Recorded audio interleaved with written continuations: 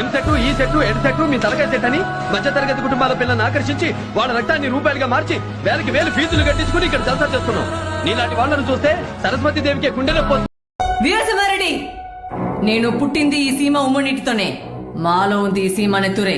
ఇక్కడ హక్కులు అర్హతలు మాకు ఉంటాయి. మినిస్టర్, మీ పదవికి గౌరవం ఇచ్చా, మీరు పిలిస్తే వచ్చా. ఇంకెవ్వరి మాట నాకు వినపడకూడదు. What's your name?